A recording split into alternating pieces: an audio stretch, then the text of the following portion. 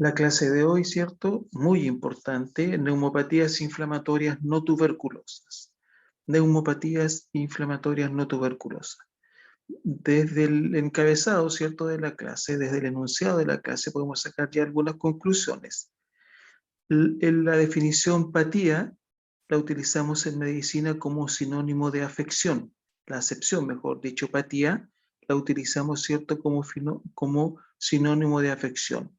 Neumopulmón, ¿cierto? Es decir, afecciones al pulmón de causa inflamatoria no tuberculosas, porque la TBC la analizamos aparte, ¿cierto? En la clasificación no incluimos las neumopatías inflamatorias de causa tuberculosa. Entonces hablamos de las afecciones del pulmón de causa inflamatoria no tuberculosas. Y la definimos como una serie de procesos inflamatorios del pulmón que, aunque producidos por diferentes agentes etiológicos, diferentes noxas, recordamos, diferentes agentes etiológicos, diferentes noxas, más del 90%, pero no todos, ¿cierto?, son originados por microorganismos patógenos, cuya definición ya analizamos en su momento en nuestra clase de enfermedades infecciosas. Entonces, es una serie de procesos inflamatorios del pulmón que, aunque producidos por distintos agentes etiológicos, diferentes microorganismos, ¿cierto?, diferentes noxas biológicas, más del 90% son originados por microorganismos patógenos. Y recordamos nuestra definición de microorganismo patógeno, ¿cierto? Sobre todo microorganismo patógeno obligado, aquel microorganismo que nos puede inducir a enfermedad aún en condiciones de resistencia normal, ¿cierto? Recordamos esa definición. En relación a las neumopatías, diferenciamos una clasificación etiológica y una clasificación anatomoclínica. Entonces, en relación a las neumopatías, cuya definición acabamos de analizar, diferenciamos una clasificación etiológica de las neumopatías y una clasificación anatomoclínica. Se van eventualmente en algún momento modificando las definiciones, ¿cierto? Lo más probable es que en la parte viral, ¿cierto?, más adelante tengamos que agregar SARS-CoV-2, ¿cierto?, eventualmente, pero nos sirve básicamente a manera de orientación. Entonces diferenciamos en relación a las neumopatías una clasificación etiológica y una clasificación anatomoclínica. Entonces, clasificación etiológica de las neumopatías, diferenciamos las neumopatías bacterianas, las provocadas por bacterias cuya noxas serán bacterianas, y acá hacemos una diferencia entre las bacterias gram positivas y gram negativas. Según la tinción, ¿cierto?, eventualmente que se utilice, diferenciamos las bacterias gram positivas y gram negativas. Entre las gram positivas diferenciamos los neumococos, estreptococos y estafilococos. Entonces, muy importante no tan solo saber que hay bacterias que producen neumopatía, ¿cierto? Es una información que gente incluso que no sea nuestra área de la salud puede manejar. La diferencia va a radicar en que no tan solo vamos a ver que hay bacterias que pueden inducir neumopatía, sino que además el nombre del agente, ¿cierto? Entonces tenemos las neumopatías bacterianas gram positivas, que destacamos los agentes neumococos, estreptococos y estafilococos. Y en las mismas, entre los mismos agentes bacterianos, tenemos las bacterias gram negativas, según su tinción. Diferenciamos entre otras la Klebsiella, Pseudomonas, Enterobacter, Afnia y Proteus. Entonces, primer gran grupo de las neumopatías, ¿cierto? Las neumopatías condicionadas o inducidas por bacterias. Y hacemos acá una subdivisión entre las gram positivas bacterias, neumococos, estreptococos, estafilococos, y las gram negativas, Klebsielas, Pseudomonas, Enterobacter, Afnia y Proteus. Número 2, diferenciamos las neumopatías virales, las provocadas, ¿cierto?, por virus, cuyos microorganismos van a ser virus. No estamos agotando acá todos los virus, ¿cierto?, sino que la tenemos como ejemplo.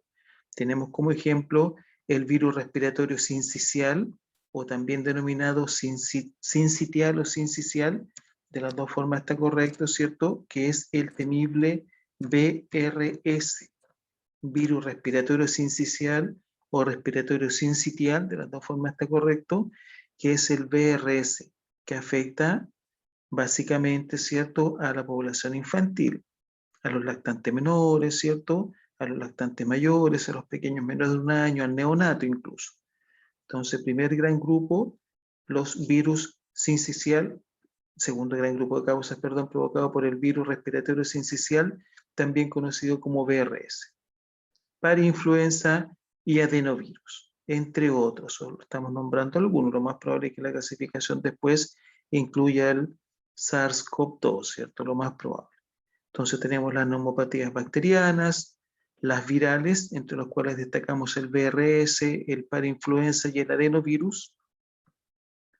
Las neumopatías provocadas por micoplasma, agente micoplasma, denominado Mycoplasma pneumoniae, micoplasma, cuya agente denominamos Mycoplasma pneumoniae. Muy interesante, número 4, las neumopatías inducidas por protozoos, entre los cuales destacamos los agentes Pneumocystis carini y Toxoplasma gondii. Los protozoos en rigor son oportunistas, cohabitan con nosotros, ¿cierto? Los protozoos. Pero cuando hay un defecto de la resistencia, recordamos, si hay un defecto de la resistencia, nos pueden condicionar enfermedades, ¿cierto? En condiciones no de resistencia normal, sino que en condiciones de defecto de la resistencia. Recordamos la definición de microorganismo oportunista o facultativo. Entonces los protozoos cohabitan con nosotros, pero bajo ciertas circunstancias, si es que hay un defecto en nuestra resistencia, estos agentes protozoos se tornan contra nosotros. El más habitual, ¿cierto?, es el Pneumocystis carini, también denominado Pneumocystis jirovecii. Colocamos ahí entonces Pneumocystis carini, lo denominamos en la actualidad, ¿cierto?, eventualmente en una terminología, Pneumocystis jirovecii.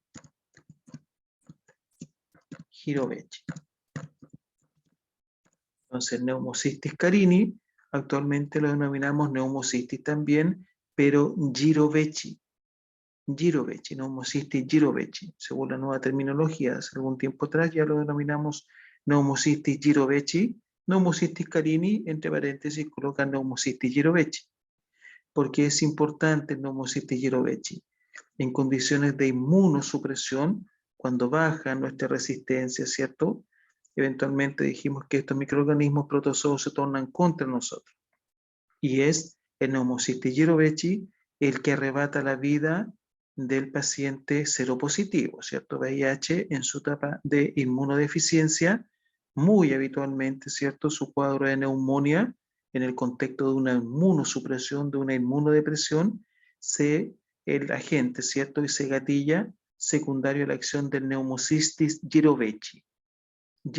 ¿Cierto? Pneumocystis jirovecii. Ejemplo, recordamos Queen, ¿cierto? Eventualmente Mercury, quien tuvo eventualmente hace muchos años VIH, y él falleció, ¿cierto?, eventualmente a consecuencia de la acción del Pneumocystis jirovecii. Entonces tenemos las bacterias, los virus, micoplasma, protozoos, dentro de los cuales destacamos, ¿cierto?, el Pneumocystis jirovecii, que es el que ataca básicamente en estado de inmunosupresión. Número 5, las riquecias, también agentes, ¿cierto? Riquecias, cuyo agente más representativo se denomina Rickettsia burnetii. Entonces las riquecias con su agente Rickettsia burnetii. Número 6, hongos. Los hongos también nos pueden condicionar, ¿cierto?, neumopatías, y entre los hongos destacamos el histoplasma y el aspergilosis. Histoplasma y aspergilosis. Entonces, tenemos microorganismos de la definición, más del 90% son provocados por microorganismos patógenos, ¿cierto?, entre los cuales tenemos bacterias, virus, micoplasmas, protozoos, riquecias y hongos. Pero también tenemos otro grupo de neumopatías muy interesantes, ¿cierto? Que son número 7, las neumopatías aspirativas. Mucha precaución, ¿cierto? Con la aspiración, por ejemplo, de cuerpos extraños, sobre todo en el grupo etario infantil, ¿cierto? Una aspiración de una bolita, de un juguete, ¿cierto? Aspiración al momento de comer, ¿cierto? Restos de alimentos, maní, por ejemplo, muy habitual que puede haber un síndrome aspirativo y la llegada de cuerpos extraños hacia el parénquima pulmonar, hacia la vía respiratoria profunda. Ante la llegada de esa noxa, obviamente nuestro organismo va a responder con un proceso inflamatorio, ¿cierto? Por lo tanto, mucha precaución con la aspiración de cuerpos extraños, lo que denominamos neumopatías aspirativas, por aspiración de cuerpos extraños.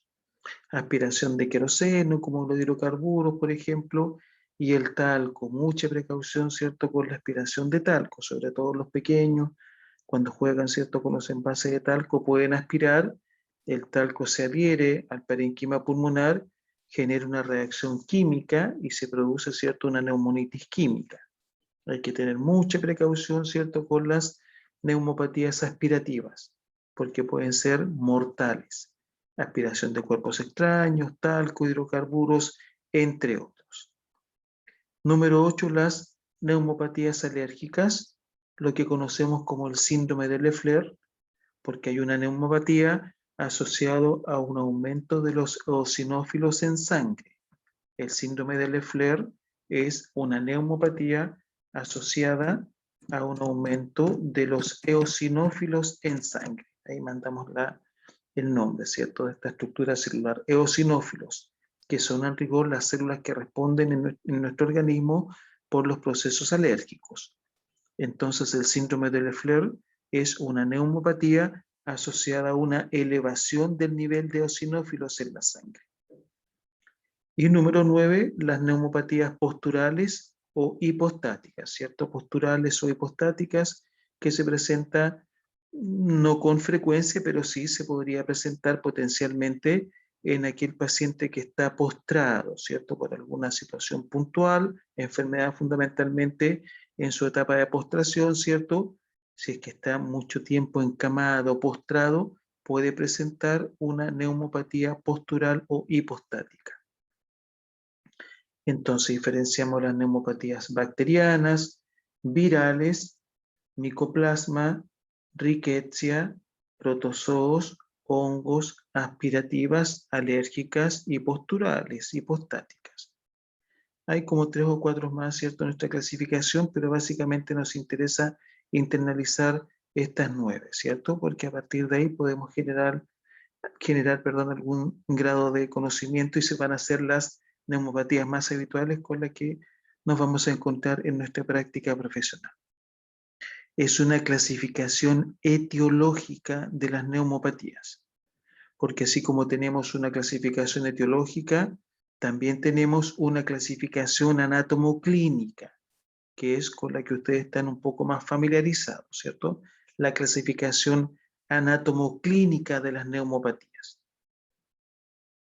Diferenciamos en nuestra clasificación anatomoclínica de las neumopatías una neumopatía lobar, que es la consolidación del proceso inflamatorio, que ustedes conocen muy bien, ¿cierto? Todo lo que respecta a inflamación en todo o una parte de un lóbulo pulmonar.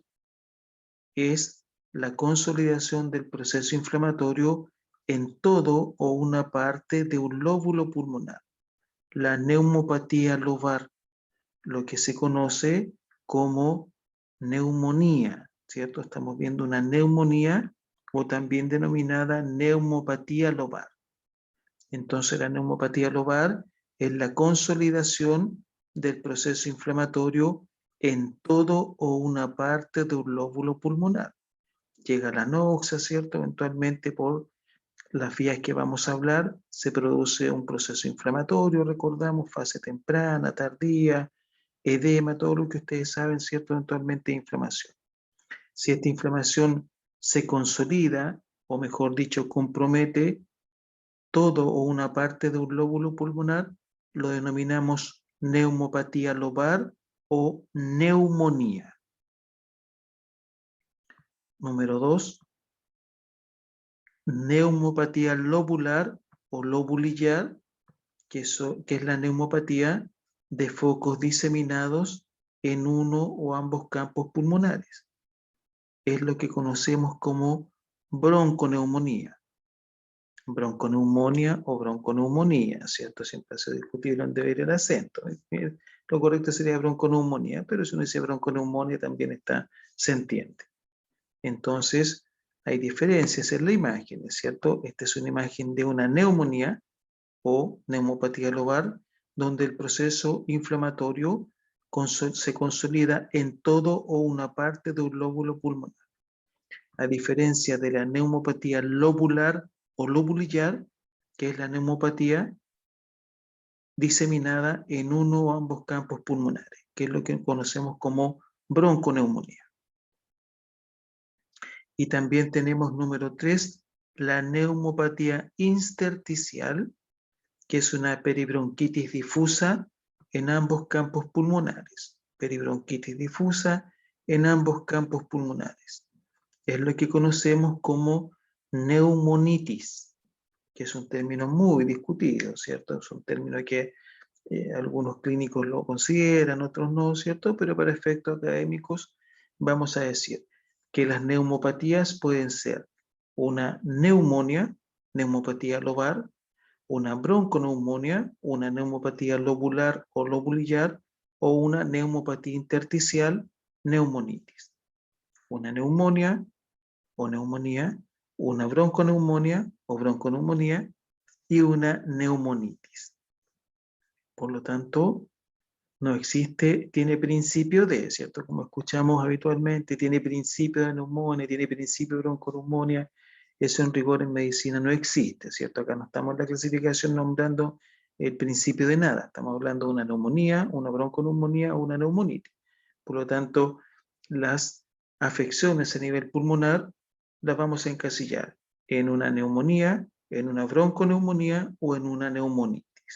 Y después, ¿cierto? Tiene ahí una serie de subdivisiones de las neumopatías idiopáticas. Sin embargo, queremos internalizar esa información. Neumonía, bronconeumonía o neumonitis, como las principales manifestaciones de las neumopatías. Y recordamos... Profe, ¿podría volver a la diapositiva anterior? Un ratito, por favor. Claro. Y recordamos que existe la clasificación también etiológica, ¿cierto? Una es la clasificación etiológica y otra es la clasificación anatomoclínica. ¿Puede haber una fusión de las dos? Por supuesto, y es lo ideal, ¿cierto? Que digamos, tenemos este paciente, ¿cierto? Con una neumopatía lobar, una neumonía, ¿cierto? Secundaria, por ejemplo, un estreptococo. Tenemos a este paciente con una neumopatía lobulillar, una bronconeumonía secundaria, por ejemplo, ¿cierto? A Klebsiella. O tenemos esta bronconeumonía viral cuya agente es adenovirus. O esta neumopatía, ¿cierto? Una neumonitis secundaria a micoplasma. Es lo ideal, ¿cierto? Eventualmente definir la clasificación, mejor dicho, la neumopatía desde el punto de vista anatomoclínico, pero también el agente etiológico, ¿cierto? Es como lo ideal. Entonces, Profe, ¿cuál es la más complicada de esas tres? la neumonía. Lo vamos a ver más adelante, ¿cierto? Y cuando veamos y hablemos de derrame en la clase de taller, que es el tema de nuestra próxima clase de taller, la neumonía es la más compleja, ¿cierto? De hecho, ustedes han escuchado neumonía por COVID, neumonía bilateral, secundaria COVID, es decir, la neumonía ha hecho estragos, ¿cierto? En la pandemia también la bronconeumonía, indudablemente, pero la neumonía es un proceso extenso, ¿cierto? Incluso puede ser una neumonía bilateral. La misma imagen puede estar presente, ¿cierto?, en ambos campos pulmonares, o 3/4, ¿cierto?, eventualmente en los campos pulmonares. Por lo tanto, a la pregunta de su compañera, ¿cuál potencialmente es más agresiva? La neumonía. Cualquiera puede ser muy agresiva, una bronconeumonía también, ¿cierto? Pero la neumonía, en rigor, por definición, es más agresiva. Profe, Entonces, sí, claro. ¿por qué se dice que una neumonía o bronconeumonía es secundario a la presencia de un microorganismo patógeno, siendo que el patógeno no hace otra cosa que generar una enfermedad? No, porque en este caso, como lo vamos más adelante, el proceso inflamatorio no se produce eventualmente por la acción, perdón, directa del patógeno sobre el parénquima pulmonar. ¿Me entiende la idea?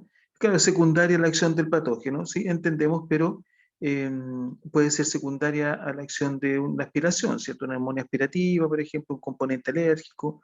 ¿Me entiende la idea? La definición vemos que, y de la clasificación también, acabamos de entregar esa información, ¿cierto? De que no solamente la inflamación, en este caso una neumopatía, se desencadena secundario a un microorganismo, ¿cierto? Producido por diferentes agentes etiológicos, algunos, ¿cierto? 10% son originados por, más del 90%, perdón, son originados por microorganismos patógenos, hay un 10% que produce un proceso inflamatorio a nivel del parénquima pulmonar, pero no es provocado por microorganismos, ¿cierto? Por ejemplo, el talco, el hidrocarburo, las noxias son distintas. Pero además, complementando un poquito lo que tú ya comentaste, el proceso inflamatorio, como lo vamos a ver más adelante, la cascada fisiopatológica, no está determinado por la acción directa del microorganismo sobre el parénquima pulmonar, sino que porque desencadena, ¿cierto?, todo lo que ustedes conocen del proceso inflamatorio. Pero en rigor secundario, ¿cierto?, los patógenos, claro, no hacen otro, no tienen otro objetivo, ¿cierto?, que el de provocar enfermedad. Entiendo la idea. Pero acá en este caso de hemopatía, ¿cierto?, decimos que el 90% es provocado por microorganismos patógenos y otro 10%. Pero se entiende la idea. Si la finalidad es como la redundancia, ¿cierto? Si la finalidad del microorganismo es provocarnos enfermedades, claro, no sería secundario, sino que cuya finalidad es, en este caso, provocarnos procesos a nivel pulmonar, o a nivel urinario, si fuera el orino, o a nivel renal, ¿cierto? Etcétera. Concuerdo plenamente, ¿cierto? Con esa idea. Entiendo, profe. Gracias. La pregunta que nos hacemos, ¿cierto? ¿De qué forma pueden llegar, por qué camino, por qué vía, ¿cierto? Pueden llegar los microorganismos hacia nuestra vía respiratoria profunda, hacia nuestro parénquima pulmonar, pulmones, ¿cierto? Y provocarnos el desarrollo de una neumopatía, que puede ser una neumonía, una bronconeumonía o una neumonitis. Entonces la pregunta que nos hacemos, ¿de qué forma los microorganismos pueden llegar, ¿cierto?, a nuestras vías respiratorias profundas? Y ahí hablamos de la fisiopatología de las neumopatías. Entonces los microorganismos, que son los que nos provocan, condicionan, ¿cierto?, las neumopatías en un 90% de casos, pueden llegar a los alvéolos y vías aéreas profundas por 5 mecanismos. Entonces los microorganismos pueden llegar a los alvéolos, recordamos, ¿cierto?, estructura alveolar cuando hablamos de unidad anatomofuncional respiratoria, el lobulillo anatómico, el ácido pulmonar. Entonces los microorganismos pueden llegar a los alvéolos y vías aéreas profundas por 5 mecanismos, o de 5 formas, así mejor lo entendemos. Número 1, o letra A, por aspiración del contenido bucofaríngeo durante el sueño. Durante el sueño, ¿cierto?, deglutimos por aspiración del contenido bucofaríngeo durante el sueño. Número 2, vía aerosol, recordamos las gotitas de Fluger, ¿cierto? El contacto por gotitas de Fluger, que recordamos es algo básico y prioritario y fundamental para, recordamos, la contención en rigor de las enfermedades infectocontagiosas, particularmente respiratorias. El lavado de manos, recordamos, ¿cierto? El estornudar en el antebrazo, es justamente para evitar el contacto por gotitas, vía aerosol, contacto por gotitas a través de las gotas de Fluger. Número 3, vía hematógena, a través del torrente sanguíneo. Número 4, por vecindad, por contigüidad, por cercanía. Y número 5, por inoculación directa. Es decir, los microorganismos pueden llegar hacia nuestros alvéolos y vías aéreas profundas de 5 formas, por 5 vías, por 5 mecanismos, y así mejor lo entendemos. Aspiración del contenido bucofaríngeo durante el sueño, vía aerosol, contacto por gotitas, vía hematógena, por contigüidad, por vecindad, por cercanía y por inoculación directa. E indudablemente, de todos estos 5 mecanismos, el más habitual es el contacto por gotitas, ¿cierto? La vía aerosol. el contacto por gotitas, la vía aerosol a través de las gotas de Fluger, es el mecanismo, ¿cierto?, por definición más habitual. Lo recordamos nuevamente de COVID, ¿cierto? La utilización de mascarilla, la utilización, ¿cierto?, de escudos faciales, todo lo que es estornudar en el antebrazo, un buen lavado de manos, etcétera, a través de los fómites. Lo que recordamos, los fómites son objetos inanimados mediante el cual uno puede también eventualmente contagiar y contraer enfermedades infectocontagiosas. Recordamos pañuelos, utensilios, entre otros. Aspiración del contenido bucofaríngeo durante el sueño. La boca es el lugar más sucio del ser humano, ¿cierto? Tenemos millones de microorganismos que están en nuestra cavidad bucal. Por lo tanto, mientras estamos en nuestra etapa de sueño, aspiramos contenido bucofaríngeo al momento de dormir. Bacterias, microorganismos, ¿cierto? Entre otros. Sin embargo, no nos vamos a desarrollar una neumopatía porque para eso se necesitan ciertas condicionantes que vamos a hablar en los próximos minutos. Vía aerosol, dijimos, ¿cierto? Contacto por gotitas. Vía hematógena, a través de un proceso infeccioso distante, ¿cierto? Microorganismo, por ejemplo, está en las amígdalas, un estreptococo. El estreptococo va al torrente sanguíneo y desde el torrente sanguíneo puede llegar, se disemina al torrente sanguíneo y desde el torrente sanguíneo puede llegar, por ejemplo, a nuestra estructura pulmonar. Es decir, de un tejido lejano, de un órgano tejido lejano por vía hematógena. Por contigüidad, por vecindad, ¿cierto? Por cercanía. Puede que haya una estructura, un órgano, un tejido que tenga un proceso inflamatorio infeccioso y solamente por el hecho de estar cercano al parénquima pulmonar, los microorganismos se pueden desplazar de un tejido a otro. Solamente por el hecho de ser vecinos, ¿cierto? Vecinos, cercanos, los microorganismos se pueden desplazar de un tejido a otro. Solamente por estar contiguos, ¿cierto? Cercanos, ser estructuras vecinas. Por inoculación directa, habitualmente por nuestros procedimientos, ¿cierto? Inoculación directa, llevar microorganismos hacia la vía aérea profunda. El ejemplo clásico, ¿cierto?, más claro es la intubación, ¿cierto? Eventualmente algunas veces uno tiene que hacer maniobras en la vía respiratoria del paciente, ¿cierto? Por emergencias médicas, claramente en el contexto de COVID ustedes lo han escuchado, lo han leído, eventualmente o tal vez lo hayan visto, ¿cierto? Que son maniobras que se hacen con el paciente que son muy necesarias de hacer, ¿cierto? Colocar un tubo, eventualmente para conectarle una máquina, porque si no está en riesgo su vida, ¿cierto? Por un lado, ese procedimiento lo ayuda y muchísimo e incluso le podría salvar la vida.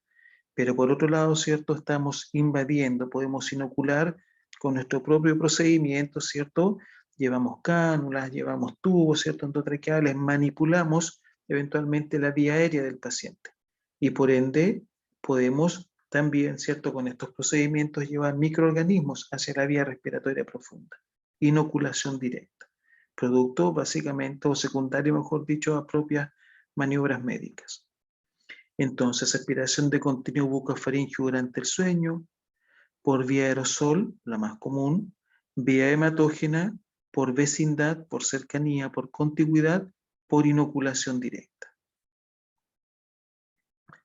Muy importante considerar la llegada, ¿cierto?, eventualmente de microorganismos hacia la vía profunda está condicionada por el hecho de que se desencadene, mejor dicho, la llegada de microorganismos en la vía aérea profunda, que desencadene una neumopatía, está condicionada por algunos factores. Y la pregunta que hacíamos habitualmente, ¿cierto? En presencial, preguntábamos a la audiencia si es que habían tenido contacto alguna vez, también lo hacemos para ustedes, ¿cierto?, con alguien que haya tenido una neumonía o una bronconeumonía o una neumonitis, ¿cierto? Y algunos de sus compañeros me respondían que sí, y ahí venía la segunda pregunta, ¿y ustedes lo visitaron y ustedes se contagiaron la neumonía o la bronconeumonía o la neumonitis? Me decían no. Entonces, ¿de qué va a depender en el fondo que una persona desarrolle o no una neumopatía? Tiene, ¿cierto?, eventualmente interacción, el hecho que lleguen microorganismos hacia nuestra vía aérea profunda, per se no va a significar por sí solo, ¿cierto?, el desarrollo de una neumopatía. Y el ejemplo clásico es la aspiración del contenido bucofaríngeo durante el sueño. Mientras estamos en nuestra etapa de sueño, miles de microorganismos llegan a nuestra vía aérea profunda, pero no nos gatillamos una neumopatía, no despertamos, ¿cierto?, con una neumonía o con una bronconeumonía o con una neumonitis. ¿Por qué sucede eso? Porque para que un paciente, una persona, ¿cierto?, eventualmente no lo vamos a enfermar, sino que para que una persona presente no una neumopatía, en su neumonía pusimos como la manifestación más severa de la neumopatía, va a depender de la interacción de 3 factores. Entonces, el que una persona presente una neumopatía, desarrolle una neumopatía, va a depender de la interacción de 3 factores. Número 1, de la virulencia, y recordamos esa definición, ¿cierto? Virulencia, una capacidad genéticamente preestablecida, ¿cierto? Virulencia, la agresividad de un determinado grupo, de una determinada cepa de patógenos, recordamos.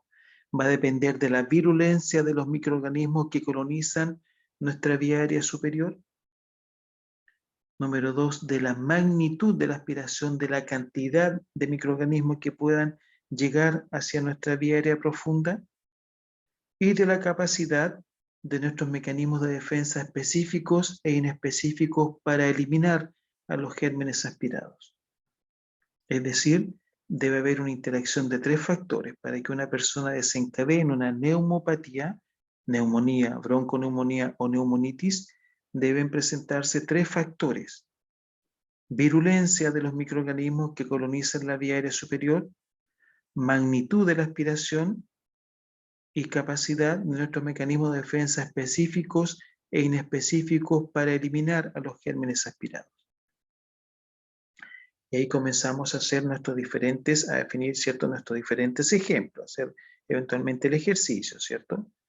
Puede que sea un microorganismo muy virulento que coloniza nuestra vía aérea superior, un estreptococo, supongamos, muy virulento. Pero si la magnitud de la aspiración es baja, es decir, si una cantidad de ellos poco, ¿cierto?, escasa cantidad de ellos llega a nuestra vía aérea profunda, a pesar de ser muy virulentos, pero se estaría cumpliendo el primer principio, ¿cierto?, que sería muy virulento, pero no se estaría cumpliendo el segundo principio, es decir, que la magnitud de la aspiración sea escasa. Y tampoco se estaría cumpliendo el tercer principio, porque nuestros mecanismos de defensa específicos e inespecíficos serán capaces de eliminar al germen aspirado. En ese ejemplo, no nos vamos a desencadenar una neumopatía, a pesar tal vez que el germen, el microorganismo, sea muy virulento. Entonces se cumplió solamente el primer principio: germen, microorganismo virulento, pero escasa magnitud de la aspiración y capacidad de nuestros mecanismos de defensa específicos e inespecíficos para eliminar a los gérmenes aspirados. Segundo ejemplo, puede que el microorganismo sea relativamente virulento, que no tenga una virulencia, ¿cierto?, eventualmente extrema, que tengamos una gran magnitud de la aspiración, una gran cantidad de estos microorganismos colonizaron la vía aérea profunda y llegaron hasta nuestra vía aérea profunda, pero nuestros mecanismos de defensa fueron capaces de eliminar a los gérmenes aspirados, a pesar de que había una gran magnitud de la aspiración. Pero como nuestros mecanismos de defensa estaban preparados para eliminar al germen aspirado, y además este germen no tenía una gran virulencia, a pesar de una gran magnitud de la aspiración, tampoco se van a dar las condicionantes. A pesar de que tal vez hay una gran cantidad de ellos, una gran magnitud de la aspiración, pero son escasamente virulentos y nuestros mecanismos de defensa están preparados para eliminar al germen aspirado. Tercer ejemplo, capacidad de nuestro mecanismo de defensa abolido, ¿cierto? Alguna situación puntual que condicione que nuestros mecanismos de defensa están bajos. Tenemos un defecto en nuestra resistencia, pero puede que nos afecte un microorganismo escasamente virulento y que también la magnitud de la aspiración sea escasa. Tampoco nos vamos a desarrollar una neumopatía, aunque nuestros mecanismos de defensa estén inhibidos, pero como hay escasa virulencia en el microorganismo y una escasa magnitud de la aspiración, tampoco nos vamos a desarrollar una neumopatía, aunque nuestros mecanismos de defensa estén, ¿cierto?, eventualmente deprimidos. Entonces se debe dar la interacción de los 3 factores, ¿cierto? De la virulencia de los microorganismos que colonizan su vía aérea superior, de la magnitud de la aspiración y de la capacidad de nuestros mecanismos de defensa específicos e inespecíficos para eliminar a los gérmenes aspirados. Lo más probable es que suceda en el punto 1, ¿cierto? Aspiración del contenido bucofaríngeo durante el sueño. Aspiramos millones, ¿cierto?, de microorganismos, pero son escasamente virulentos. Y a pesar de que a lo mejor hay una gran magnitud de la aspiración, son escasamente virulentos y nuestros mecanismos de defensa están preparados para eliminar a los gérmenes aspirados. Por lo tanto, a pesar de que aspiramos una gran cantidad de ellos, ¿cierto?, durante el sueño, no nos despertamos con una neumonía, ¿cierto?, por cuanto no se dieron las tres condiciones. Se tienen que dar estas tres premisas, ¿cierto?, que son muy importantes desde el punto de vista fisiopatológico. Virulencia de los microorganismos, magnitud de la aspiración, cantidad de microorganismos que llegan a la vía aérea profunda y capacidad de nuestros mecanismos de defensa específicos e inespecíficos para eliminar a los gérmenes aspirados. Entonces, aspiración, ¿cierto? Magnitud de la aspiración, microaspiración normal, pero también tenemos otras condicionantes que podrían, ¿cierto?, determinar una microaspiración mayor, ¿cierto? Por ejemplo, el paciente que tiene un accidente vascular encefálico, un traumatismo encefalocraniano, algún depresor del sistema nervioso central, alteraciones de la deglución, el alcoholismo, ¿cierto?, que inhibe el transporte mucociliar. Por lo tanto, puede que tengamos una microaspiración normal o esta aspiración sea mayor, ¿cierto?, bajo determinadas condiciones y circunstancias. Por ende, aquel paciente, por ejemplo, que está con un accidente vascular encefálico, con un traumatismo encefalocraniano, en una sala de cuidados intermedios, cuidados intensivos, ¿cierto?, va a tener mayor probabilidad, porque incluso va a tener un tubo en su vía respiratoria, es decir, la aspiración, la magnitud de la aspiración puede ser mayor, ¿cierto? Y además que la virulencia de los microorganismos que habitan en esas unidades es bastante más agresiva, ¿cierto? Por lo tanto, sean esas condicionantes. Colonización, llegada de microorganismos, ¿cierto? Recordamos el tabaquismo, la diabetes, infecciones también, el mal estado general, antibióticos, una serie de condicionantes para determinar que esa colonización sea mayor y más agresiva, ¿cierto?, de gérmenes en nuestra vía aérea profunda. Nuestros mecanismos de defensa, inespecíficos y específicos para eliminar a los gérmenes aspirados. Entre los específicos tenemos inmunoglobulinas y linfocitos T, y entre los inespecíficos tenemos, recordamos, el transporte mucociliar, la tos, las secreciones, la fagocitosis, entre otros, ¿cierto? Neumonía. Es decir, interacción de tres factores: magnitud de la aspiración, virulencia, mecanismos de defensa. Es decir, se tienen que dar estas tres condicionantes para que una persona desencadene una neumopatía, ya sea una neumonía, una bronconeumonía o una neumonitis. En su práctica profesional futura, ¿cierto?, van a tratar a muchos pacientes, incluso niños, adultos, en dependencia del servicio que desarrollen su actividad profesional, un paciente, ¿cierto?, de 50 años que tenga una neumonía bacteriana secundaria, por ejemplo, a un neumococo. Va a estar hospitalizado, se le va a estar pasando su medicamento, ¿cierto? Y ustedes se van a acercar a él, van a conversar con él, le van a tomar sus exámenes, van a colocar sus medicamentos, y ustedes no se van a contagiar eventualmente la neumonía o el microorganismo. ¿Por qué? Porque hay una escasa magnitud de la aspiración, el microorganismo por parte del paciente estará ya atenuado, su cantidad, ¿cierto?, y su agresividad por cuanto está bajo tratamiento, una escasa magnitud de la aspiración por parte de ustedes, ¿cierto? Y además sus mecanismos de defensa van a evitar que se desarrolle o de ustedes mismos desencadenen una neumopatía. Es decir, ustedes pueden tratar a sus pacientes con absoluta tranquilidad, ¿cierto? Porque no se van a contraer eventualmente ninguna neumopatía a sus pacientes, porque se tienen que dar esas condicionantes, ¿cierto? Virulencia, magnitud de la aspiración y nuestros mecanismos de defensa. Profe, ¿qué significaba AVE? Accidente vascular encefálico. Acá. Accidente vascular encefálico. Traumatismo encefalocraniano.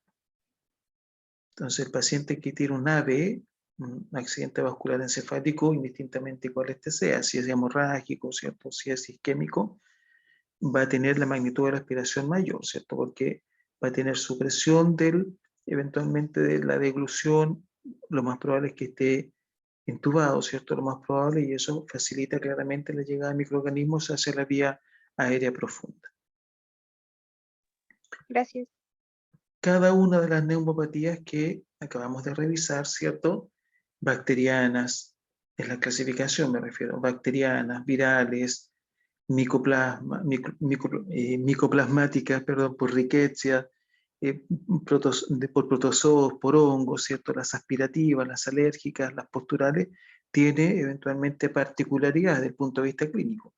No todos se comportan igual, en otras palabras, ¿cierto? Cada uno tiene sus particularidades, que sería muy largo, necesitaríamos un semestre, incluso años, ¿cierto? Eventualmente, nosotros nos pasan cada una de las neumopatías en el transcurso de un año, en enfermedades infecciosas, por lo tanto, necesitamos cierto largo tiempo para analizar cada una de las neumopatías. Por lo tanto, es poco factible, ¿cierto? Que revisemos cada una de las neumopatías. Pero sí necesitamos establecer y que ustedes conozcan, ¿cierto?, las principales diferencias, las diferencias más groseras que vamos a encontrar entre los dos tipos de neumopatías más habituales en nuestra práctica profesional, que es la bacteriana y la no bacteriana. Entendemos la no bacteriana como la viral. Entonces establecemos, ¿cierto?, eventualmente parámetros diferenciales entre los dos tipos de neumopatías más habituales que vamos a encontrar en nuestra práctica profesional, bacteriana y viral. Neumopatía bacteriana, neumopatía viral. La edad de comienzo, la neumopatía bacteriana, toda edad, la neumopatía viral habitualmente en los jóvenes. El comienzo brusco en la neumopatía bacteriana, gradual en la neumopatía viral. Síntomas de la vía aérea superior pueden anteceder a la neumopatía, son concomitantes con la neumopatía. Síntomas de la vía aérea superior, es decir, la persona puede tener, ¿cierto?, mucosidad, dolor en su vía respiratoria, ¿cierto?, inflamación de amígdalas, pus en las amígdalas, mucosidad nasal, anteceder 2-3 días antes y posteriormente desarrollar una neumonía bacteriana. En la neumonía viral, habitualmente estos procesos ocurren, mejor dicho, en forma simultánea. Dolor pleural, compromiso pleural, frecuente en la neumonía bacteriana, raro en la neumonía viral. Muy importante, tiene relación con lo que nos preguntaba su compañera, ¿cierto? Cuando esté comprometida la pleura, en nuestro proceso infeccioso, lo que denominamos una pleuroneumonía, pensamos como primera posibilidad un agente bacteriano. El virus no es que es inhabitual, no es que no se dé, ¿cierto? Pero es inhabitual que el virus comprometa la pleura. Cuando el paciente tiene un compromiso pleural, habitualmente el agente es bacteriano. Expectoración, la flema, la secreción, ¿cierto? Los pollitos, así mejor lo entendemos. Purulenta, en la neumonía bacteriana, recordamos que las bacterias, esas noxas, tienen la capacidad de clasificación de las inflamaciones según el exudado purulento, ¿cierto? Recordamos que la purulencia es originada por las bacterias. Y los virus, recordamos, inflamación catarral, ¿cierto? Mucosa catarral con elaboración de mucina. Entonces la expectoración será purulenta en la neumonía bacteriana, mucosa en la neumonía viral. Fiebre elevada en la neumonía bacteriana, escasa en la neumonía viral. No quiere decir con esto que tal vez tengamos 37,5 y sea bacteriano y tengamos 40 grados y sea viral. Estamos hablando de las generalidades, ¿cierto? Eventualmente no son parámetros dogmáticos, sino que son generalidades. No vamos a hacer el diagnóstico porque si el paciente tiene 40, lo más probable es que sea bacteriana, tiene 37,5, lo más probable es que sea viral. No, ¿cierto? Sino que son elementos eventualmente que tomamos en consideración. Compromiso del estado general, importante compromiso del estado general en la neumonía bacteriana, escaso compromiso del estado general en la neumopatía viral. Entonces, edad, Comienzo, síntomas de la vía aérea superior, dolor pleural, expectoración, fiebre, compromiso general.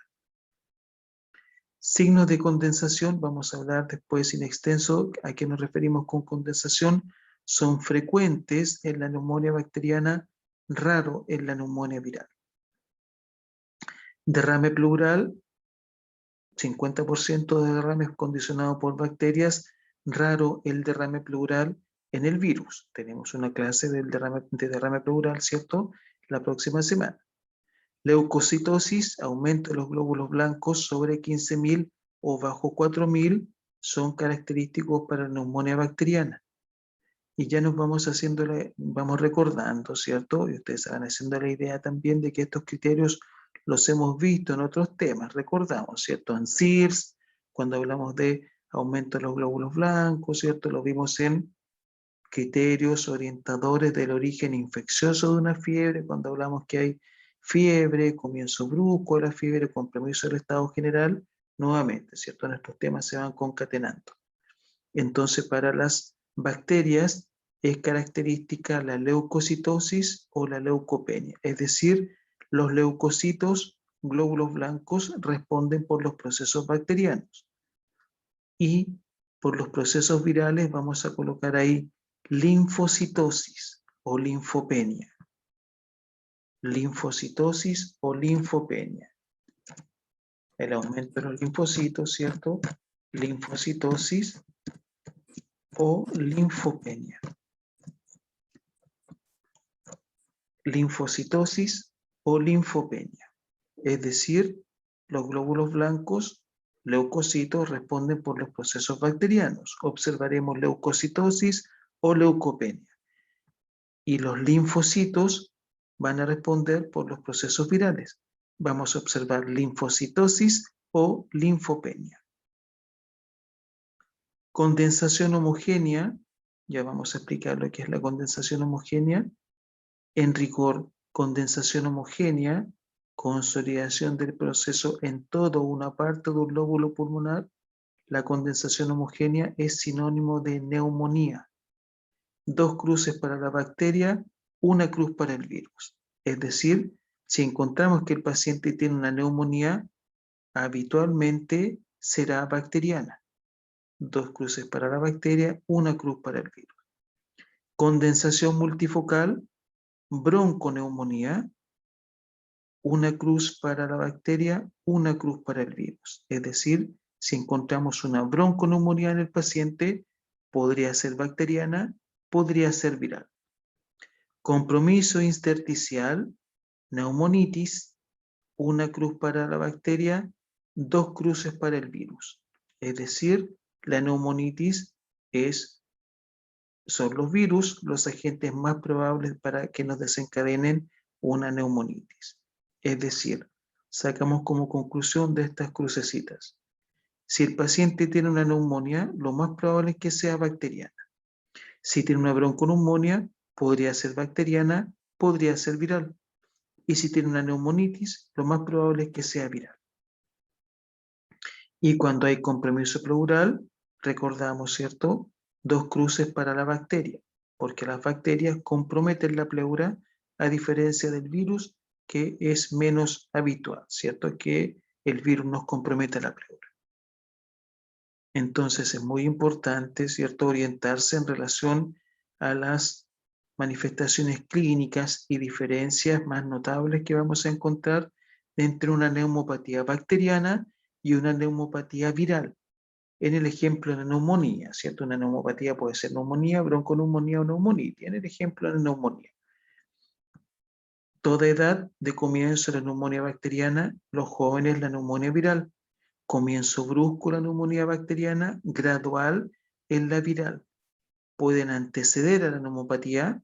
Los síntomas de la vía aérea superior son simultáneos o concomitantes en la neumonía viral. Dolor pleural frecuente en la bacteria, raro en el virus. Expectoración purulenta en la bacteriana, mucosa en la viral.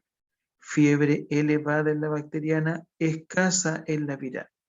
no es dogmático nuevamente, ¿cierto? Puede que haya una fiebre elevada en la viral y escasa en la bacteriana, o que haya un escaso compromiso del estado general en la bacteriana e importante compromiso del estado general en la viral. Estamos hablando de las generalidades. Compromiso del estado general importante en la bacteria, escasa en la neumonía viral, condensación frecuente en la bacteria, raro en el virus. Los leucocitos responden por los procesos bacterianos, leucocitosis o leucopenia, y los linfocitos responden por los procesos virales, linfocitosis o linfopenia. Condensación homogénea, neumonía, probablemente bacteriana. Condensación multifocal, bronconeumonía, posiblemente bacteriana, posiblemente viral. Compromiso intersticial, neumonitis, lo más probable que sea viral. Derrame pleural, frecuente, complicación, ¿cierto?, secundaria a la acción de las bacterias. Entonces, estas diferencias, ¿cierto?, es importante que ustedes las conozcan y las manejen. Las diferencias más notables, ¿cierto?, que vamos a encontrar en nuestra práctica profesional entre la neumonía bacteriana y la neumonía viral. ¿A qué nos referimos con condensación? Síndrome de condensación. ¿A qué nos referimos con condensación? Estamos viendo una imagen ahí, ¿cierto?, eventualmente de una neumopatía lobar, ¿cierto?, de una neumonía. ¿A qué nos referimos con condensación? ¿O qué llamamos eventualmente en medicina, ¿cierto?, a la condensación? Normalmente, el parénquima pulmonar está lleno de aire. En estas condiciones, no se transmite bien el ruido laringotraqueal ni la voz. Cuando sobreviene una inflamación, el aire es reemplazado por secreciones organizadas y el parénquima se hace más compacto, más sólido, se condensa, lo que cambia la transmisibilidad de los ruidos a través del pulmón. Entonces, como explicamos toda esta leyenda, que la leímos, ¿cierto?, eventualmente textual, por algunos de los 5 mecanismos que ya analizamos: aspiración del contenido bucofaríngeo durante el sueño, contacto por gotitas, vía hematógena, por contigüidad o inoculación directa. Por alguno de estos 5 mecanismos, ¿cierto?, van a llegar los microorganismos, en este caso, ¿cierto?, al parénquima pulmonar derecho, ¿cierto? Llegaron ahí eventualmente al lóbulo superior, supongamos, del parénquima pulmonar del pulmón del lado derecho. Se dieron estas 3 premisas, ¿cierto? Germen virulento, magnitud de la aspiración, gran magnitud de la aspiración, y nuestros mecanismos de defensa estaban abolidos. Por lo tanto, esta noxa condicionó un proceso inflamatorio a nivel, en este caso, ¿cierto?, eventualmente del pulmón, en este caso del pulmón derecho. Fase inmediata, fase temprana, fase tardía, recordamos, ¿cierto?, en el lugar donde actúa el agente perjudicial. Va a haber acá migración de leucocitos, recordamos, exudado, y como respuesta final de todo este proceso, el parénquima pulmonar se hace más sólido, más compacto, se condensa. Entonces, en rigor, la condensación también la podríamos definir como la respuesta, ¿cierto?, inflamatoria del parénquima pulmonar a la acción de una noxa, sobre todo bacteriana. Las bacterias, ¿cierto?, son capaces de generar un proceso compacto, sólido, de una condensación a nivel del parénquima pulmonar. Esa parte del pulmón se endurece, si mejor lo entendemos. Adquiere la consistencia similar a la del hígado. Si hemos tenido alguna vez un hígado en la mano, ¿cierto?, y tenemos tejido pulmonar de un hígado en la mano, vamos a notar diferencias en la consistencia. Por eso que acá hablamos de una hepatización, es decir, no es que el pulmón adquiera capacidades y características histológicas del hígado, estamos hablando solamente en relación a la consistencia, ¿cierto? Adquiere una consistencia más dura, una hepatización, una condensación.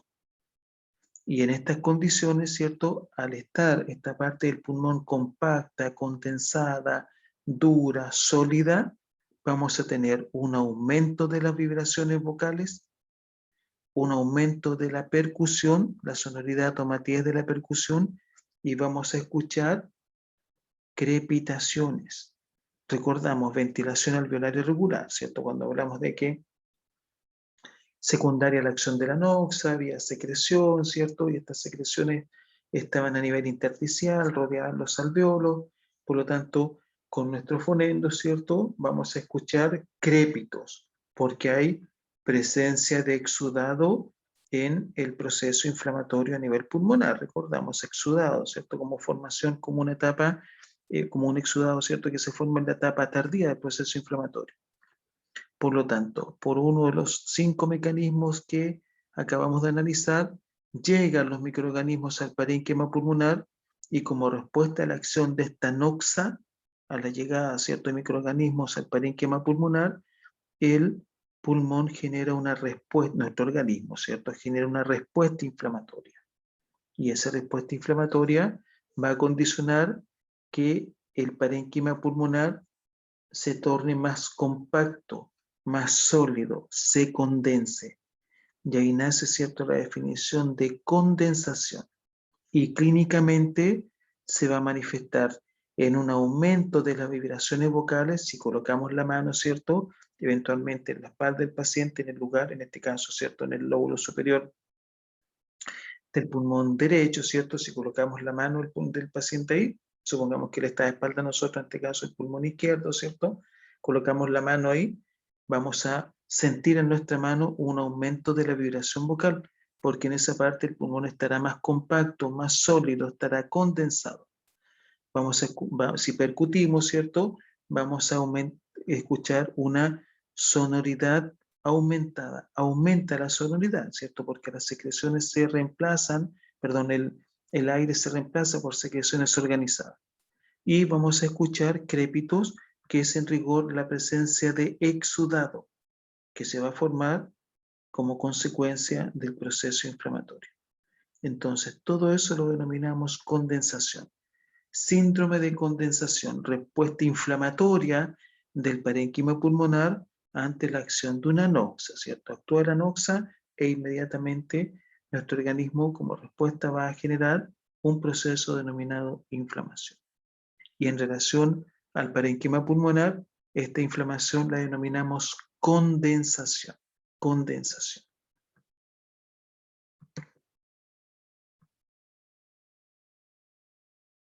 Y esta condensación, recordamos, puede ser una bronconeumonía, una neumonía, ¿cierto? Condensación. Entonces, factores predisponentes, acción de bacterias, condicionan una neumonía en el contexto de un proceso séptico. Recordamos, a través del torrente sanguíneo, los microorganismos también pueden llegar a el parénquima pulmonar, fiebre, dolor torácico, disnea, lo que acabamos de revisar, ¿cierto?, en parte en el cuadro clínico. Y como todo proceso inflamatorio, recordamos, ¿cierto?, cura con una reabsorción, cicatriz, fibrosis, absceso, recordamos, ¿cierto?, la definición de absceso, colección localizada de pus, o un absceso ya más extenso, ¿cierto?, lo que denominamos empiema. Factores predisponentes, recordamos, generales locales, nuestros mecanismos de defensa, acción de bacterias, se conjugan, desarrollamos una neumonía o en el contexto una sepsis, condensación pulmonar, síndrome clínico radiológico, los síntomas y signos que acabamos de revisar, acompañados de la imagen, ¿cierto? Fiebre o dolor torácico, y este proceso puede curar con la reabsorción, con fibrosis, formación de un absceso, colección localizada de pus, o una diseminación, ¿cierto?, eventualmente de la pus, del proceso purulento, hacia estructuras de la anatomía del tórax, ¿cierto? Un empiema, en el fondo es como el empiema, es como un absceso, pero eventualmente más generalizado. Una colección de pus, ¿cierto?, pero compromete una extensión mayor de órganos y tejidos. ¿Dudas, consultas, observaciones? Vemos esta imagen.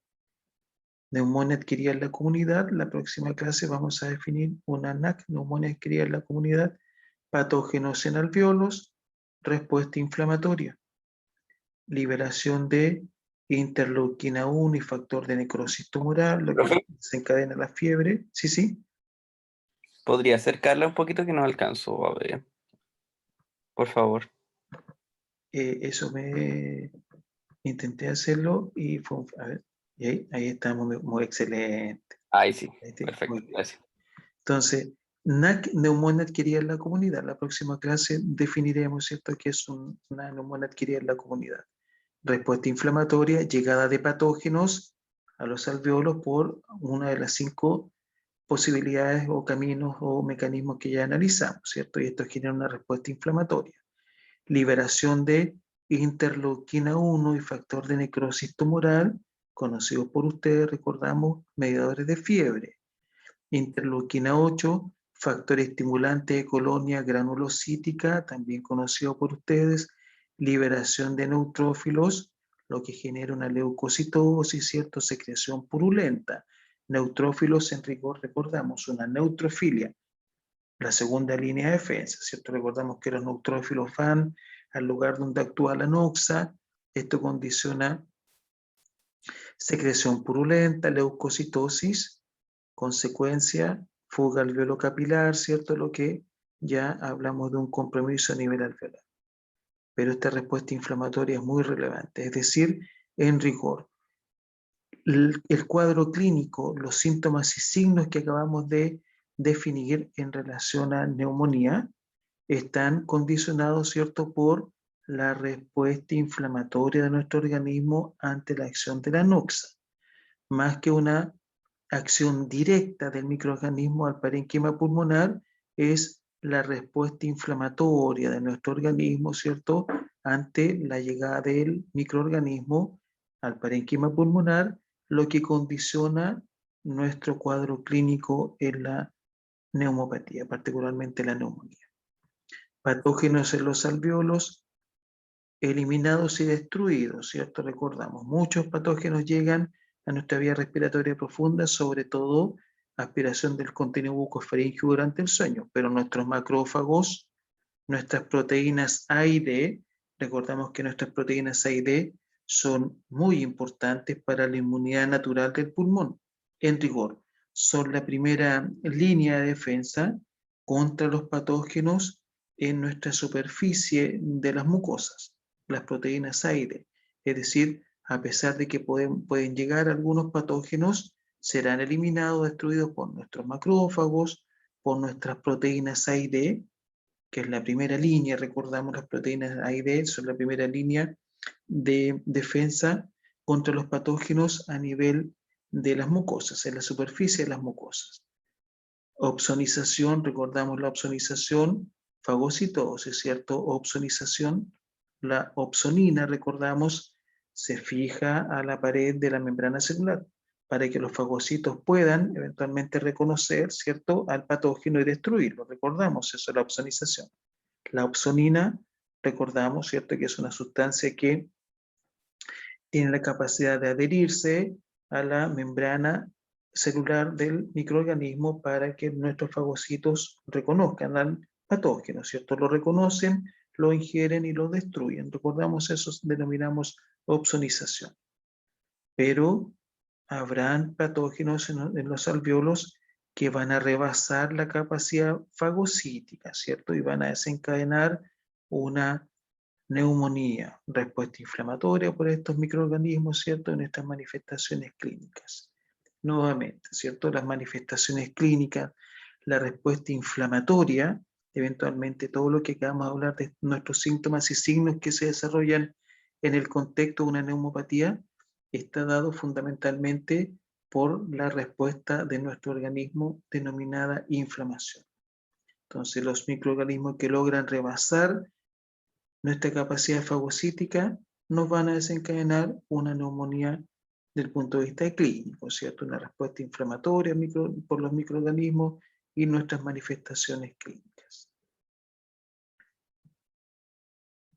Muy bien. ¿Dudas, consultas, observaciones?